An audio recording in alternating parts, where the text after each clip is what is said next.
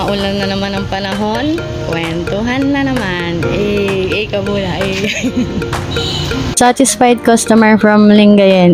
Thank you po, sir. But wait, there's more. Nagpamerienda po sa aming lahat si sir. Kasama pong soft drinks yan. By the way, maraming salamat po, sir. Nabusog niyo kaming lahat. Tulad din po ng ibang mga naging customers namin, si sir po ay naka-follow din po sa ating page. And napanood lang din po tayo noon. Bali, ayan yung ilalim na parts po ng sidecar. Nakapintura na din yung mga frames. Then, dito unti-unti po namin nilalagay yung mga ibang accessories ng sidecar.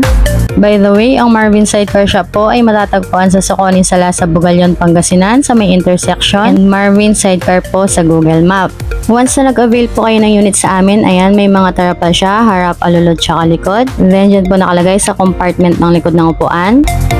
With plastic cover na din po, ayan. Upholstery sidings. Nilalak po yan dito para pag uma-under na yung tricycle, hindi natutumba yung sandalan ng upuan. Dito naman po sa back ride area, pinalagyan po ni sir ng backrest. Ayan din po yung pinati na mudguard.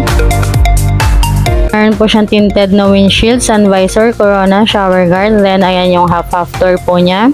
Yung half-half door na yan, double purpose din po yan. Ayan. Bali, may 3 tornilyo po yan na connector. Kung hindi naman tag-ulan, pwede nyo tanggalin yung upper part. Once na natanggal na po yan sa taas, pwede nyo pong ilagay lang yung stainless. By the way, may stainless toolbox na po yan. And yung frame po niya sa front ay tubular. At dahil maulan, nilagay na po natin yung mga tarapal niya. Then, ayan po yung zipper pocket driver shade.